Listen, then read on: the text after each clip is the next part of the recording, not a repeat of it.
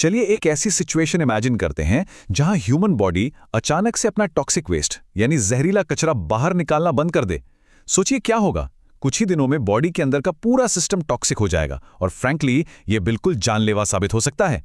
तो आखिर human body इस बायोलॉजिकल तबाही से कैसे बचती है? आज के इस एक्सप्लेनर में हम इसी मिस्ट्री को डिकोड करने वाले हैं। ये एक ultimate high yield study guide होने वाली है जिसमें हम ह्यूमन एक्सक्रीटरी सिस्टम को पूरी तरह से समझेंगे ताकि इस टॉपिक पर कोई डाउट ना बचे। तो जल्दी से आज के एजेंडा पर नजर डाल लेते हैं। हम शुरू करेंगे एक्सक्रीशन के इंट्रोडक्शन से, फिर इस सिस्टम के ऑर्गन्स को देखेंगे। उसके बाद नेफ्रॉन के स्ट्रक्चर और यूरिन फॉर्मेशन के स्टेप्स को समझेंगे और आखिर में होम्योस्टेसिस और कुछ कॉमन एक्सक्रीटरी डिसऑर्डर्स पर बात करेंगे।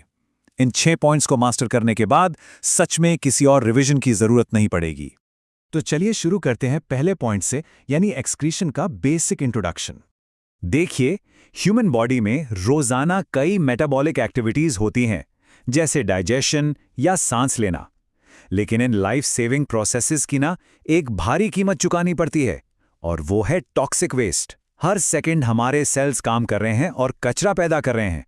सिंपली पुट, एक्सक्रीशन वही प्रोसेस है जिसके जरिए बॉडी से इस वेस्ट मटेरियल और टॉक्सिक सब्सटेंसेस को बाहर निकाला जाता है। यही एक अकेली प्रोसेस है जो इंटरनल बैलेंस और टॉक्सिक बिल्डअप के बीच एक दीवार बनकर खड़ी है। अगर ये रुकी तो इंटरनल सिस्टम पूरी तरह तबाह हो जाएगा। अब सवाल यह है कि किस तरह का कचरा बन रहा है। जब प्रोटीन टूटता है तो यूरिया बनता है, और बाय द वे यही यूरिया यूरिन को उसकी स्पेसिफिक स्मेल देता है। फिर जब हम सांस छोड़ते हैं तो कार्बन डाइऑक्साइड पैदा होती है।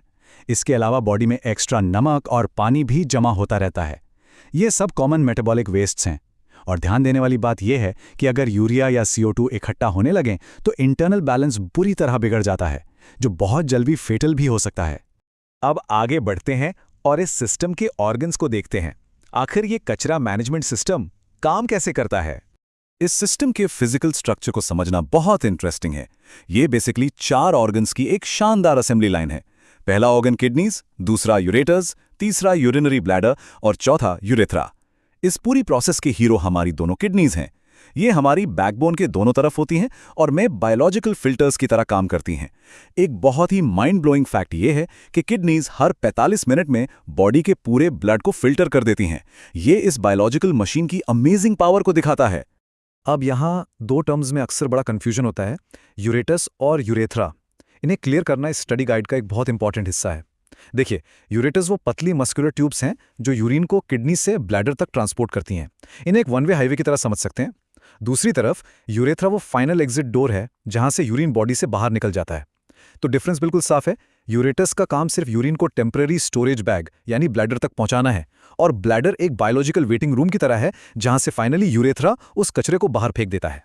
चलिए अब इन बड़े ऑर्गन से थोड़ा अंदर चलते हैं और इस सिस्टम के माइक्रोस्कोपिक स्ट्रक्चर को समझते हैं। एक सवाल तो दिमाग में जरूर आना चाहिए, आखिर किडनीज बिना रुके बिना थके कंटिन्यूअसली ब्लड को फिल्टर कैसे करती रहती हैं? ऐसा क्या है इनके अंदर जो कभी फेल नहीं होता? ये एक छोटा सा ऑर्गन हर दिन इतने सारे ब्लड की सफाई अकेले कैसे कर लेता है? इसका जवाब एक बेहद छोटे लेकिन बहुत ही पावरफुल माइक्रोस्कोपिक हीरो में छिपा है, और वो हीरो है nephron. Exam point of view से ये एक बहुत ही क्रूशियल टर्म है। नेफ्रॉन दरअसल किडनी की फंक्शनल यूनिट है। इसका मतलब ये वही असली स्ट्रक्चर है जो एक्चुअल में ब्लड फिल्टर करने और यूरिन बनाने का काम करता है। अगर किडनी को एक बड़ी फैक्ट्री मान लें तो नेफ्रॉन उस फैक्ट्री की असली मशीन्स हैं। यही वो टाइनी स्ट्रक्चर है जो पूरे ह्यूमन एक्सक्रीटरी सिस्टम का सारा भारी काम अकेले अपने कंधों पर उठाता है। और पता है सबसे हैरान करने वाली बात क्या है? एक अकेली किडनी में लगभग 10 लाख नेफ्रॉन्स होते हैं। जी हां, पूरा 1 मिलियन। ब्लड की इतनी मैसिव वॉल्यूम को हैंडल करने के लिए इतनी बड़ी तादाद में नेफ्रॉन्स का होना ह्यूमन बॉडी के फ्लॉलेस डिजाइन का प्रूफ है। ये 10 लाख छोटे छोटे फिल्टर्स दिन रात एक करके ये इंश्योर करते हैं कि ब्लड का हर एक कतरा एकदम साफ रहे। अगर एक नेफ्रॉन की एनाटॉमी की बात करें तो ये मेन रूप से 3 हिस्सों से मिलकर बनता है: ग्लोमेरुलस, बोमेन्स कैप्सूल और ट्यूब्यूल। इसे ईजिली विजुअलाइज किया जा सकता है। ग्लोमेरुलस एक छलनी की तरह है, या कह लीजिए ब्लड वेसल्स का एक गुच्छा है जहां खून सबसे पहले बहुत हाई प्रेशर के साथ एंटर करता है। उसके ठीक नीचे बोमेन्स कैप्सूल होता है जो एक कप के शेप का होता है ताकि वो छान कर आने वाले लिक्विड को आराम से कैच कर सके। और आखिर में ट्यूब्यूल एक लंबी बायोलॉजिकल पाइपलाइन की तरह काम करता है जहां असली छटाई होती है। ये अपने आप में एक परफेक्ट फिल्ट्रेशन बैरियर है। अब आते हैं इस एक्सप्लेनर के सबसे इंपॉर्टेंट पार्ट पर, यूरिन फॉर्मेशन के स्टेप्स। ये मैकेनिज्म सच में किसी जादू से कम नहीं है। तो यूरिन बनने के मेनली 3 स्टेप्स होते हैं। पहला है फिल्ट्रेशन। यहाँ ब्लड ग्लोमेरुलस में बेहद हाई प्रेशर से आता है। ये प्रेशर इतना ज़्यादा होता है कि ब्लड में मौजूद पानी और छोटे पार्टिकल्स छानकर एक फिल्ट्रेट तैयार करते हैं। अब एक मज़ेदार फैक्ट सुनिए, दिन भर में लगभग 180 लीटर फिल्ट्रेट बनता है। लेकिन घबराइए मत, यहीं पर दूसरा स्टेप आता है, रीएब्जॉर्प्शन। यहाँ बॉडी उन ज़रूरी चीज़ों को वापस बचा लेती है जो गलती से छन गई थी, और इसी वजह से वो 180 लीटर फिल्टर एंड में सिर्फ 1 से 2 लीटर यूरिन में बदलता है। तीसरा स्टेप है सीक्रेशन, जहां बचा हुआ एक्स्ट्रा कचरा और आयंस सीधे ट्यूब्यूल में डंप कर दिए जाते हैं। ट्यूब्यूल्स की जो एफिशिएंसी है ना, वो बॉडी की बायोलॉजिकल इंटेलिजेंस का एक बड़ा एग्जाम्पल है।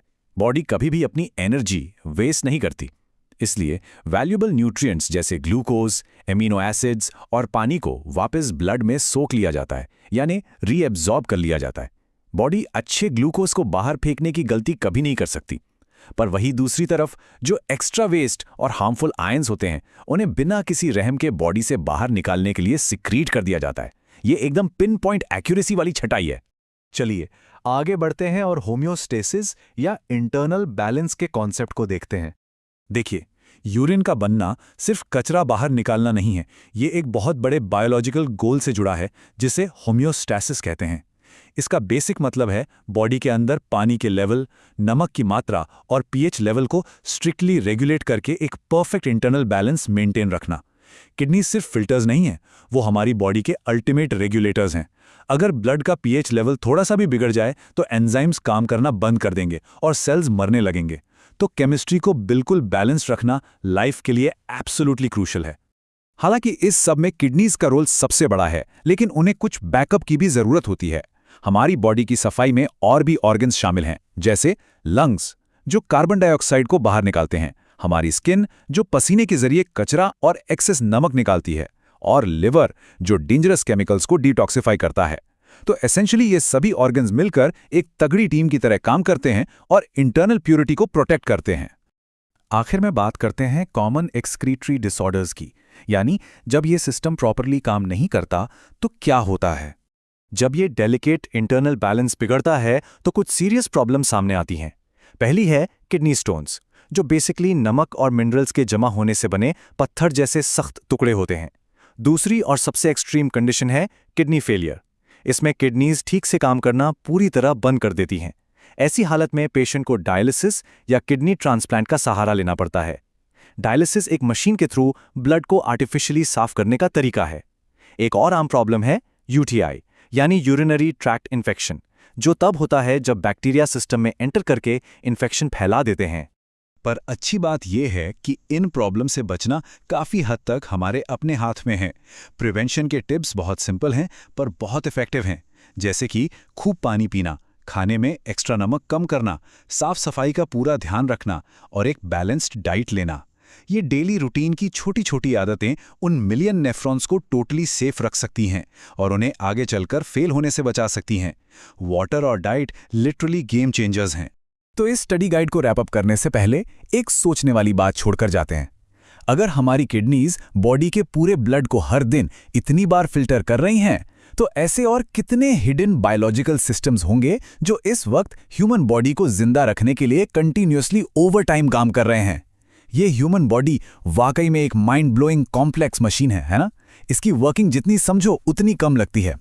आगे भी इस एक्सप्लेनर सीरीज में हम ऐसे ही अमेजिंग बायोलॉजिकल मिस्ट्रीज को डिकोड करते रहेंगे।